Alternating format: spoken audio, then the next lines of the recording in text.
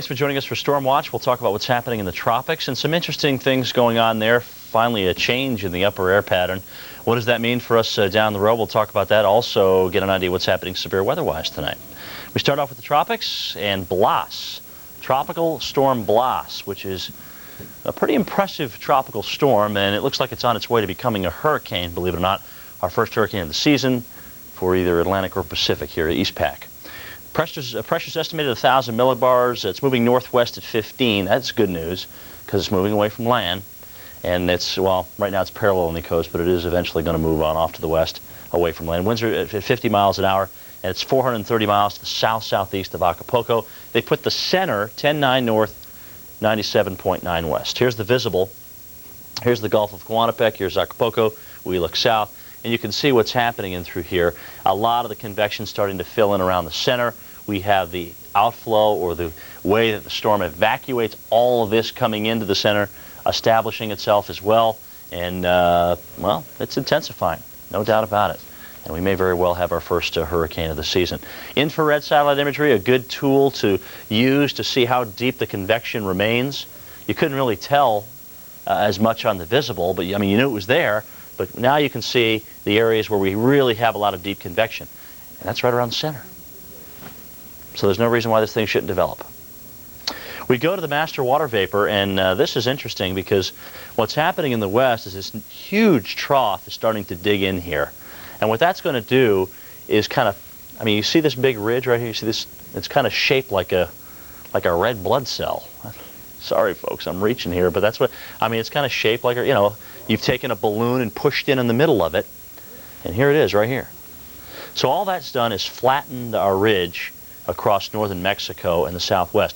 So that's going to take anything down here out, unless we get a little development of another trough to the south of the ridge, which could eventually, you know, pull Blas in. But nothing leads us to believe that that is going to occur, so that's good news. Hopefully everything will just be pushed on out. Look at this. We've got an upper air low over the north central Gulf. Now that is something we have not seen yet.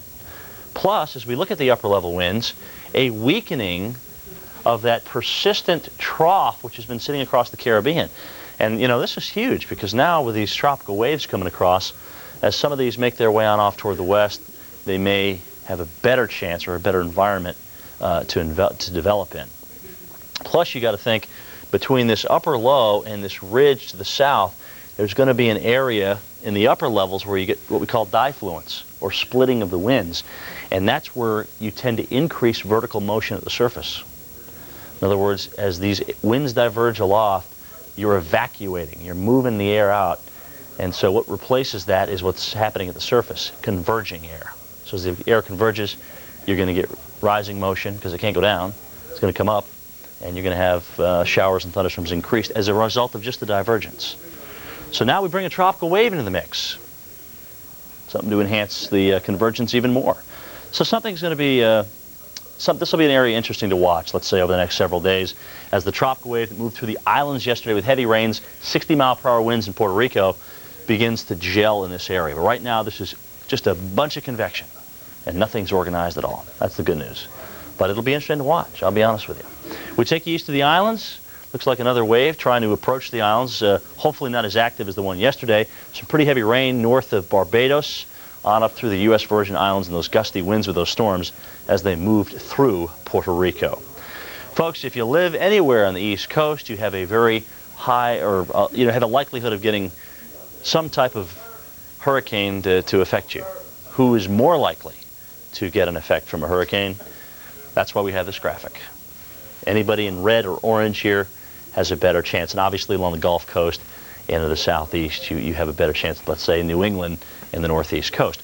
But areas that stick out, like Cape Hatteras and the Cape, cannot be excluded.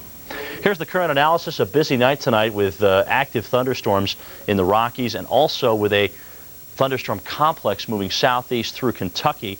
A history of wind damage. There should be no reason why this shouldn't dissipate anytime soon. It may go for several hours, maybe even in through tonight, across parts of Tennessee and western North Carolina.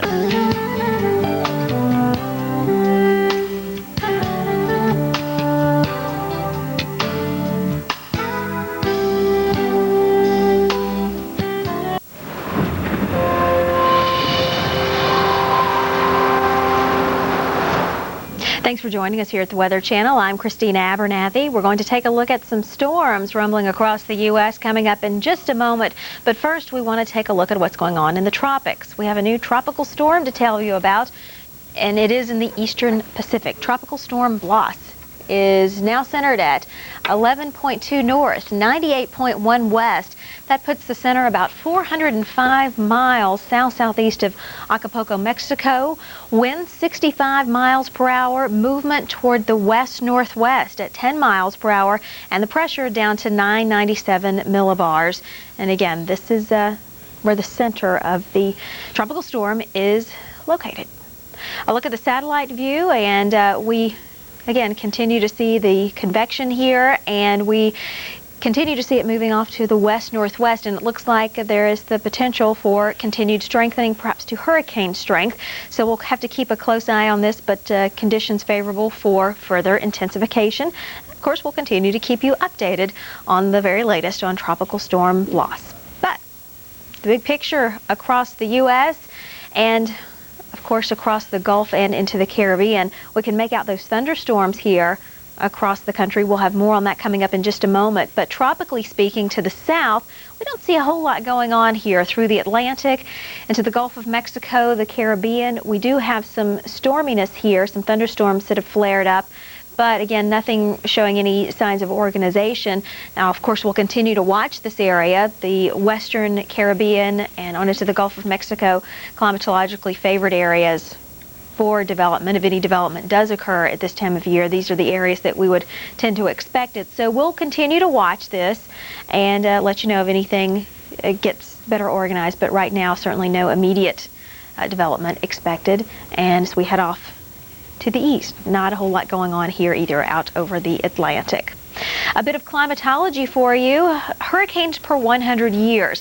Now, our season, our tropical season, lasts from June to November, and on average, June, July, November aren't terribly active months. Now, we can see tropical storms and hurricanes developing at that time of year, but the peak on average is September 10th, and then a bit of a secondary peak in October. So these are, at least historically, some of the more active months.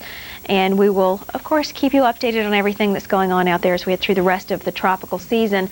And we show this frame, this hurricane strike frequency frame, to let you know that really anywhere along the East Coast and along the Gulf Coast is vulnerable. So take the necessary precautions as we head through the tropical season. And of course, some areas more favored than others, but anyone could be dealing with that potentially. Well, that's it for the tropics. Let's head back into the states and see what we've got going on. And what we've got is rain and thunderstorms. Some of these have been rather rough, really scattered across a large section of the country.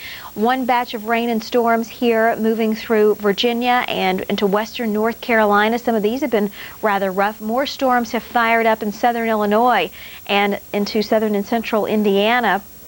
And then westward we go. You've got storms in Kansas, in Nebraska, Colorado, and South Dakota. So a lot of areas we're watching, and a rather large area where there's at least the potential for severe weather tonight, from Wyoming on into the Plain States and into Illinois, and then here through parts of Virginia and West Virginia, North Carolina, Ohio. We'll be keeping a real close eye on these areas, and especially a close eye here where severe thunderstorm watch boxes are in effect. Now, what this means for you if you live in these areas is that there is the potential for severe storms, including damaging winds.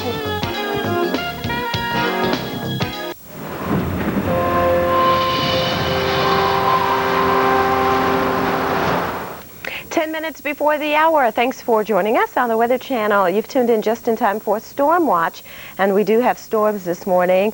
A couple of severe thunderstorm watches are in effect across the plains. We'll talk more about that and show you local radars out of the area in just a moment. And we also have a tropical storm, the second one of the season in the eastern Pacific. Let's get the latest on Blas. Now, Blas is centered at 11.2 degrees north, that's the latitude, 99 degrees west longitude. That makes it about 340 miles south of Acapulco, Mexico.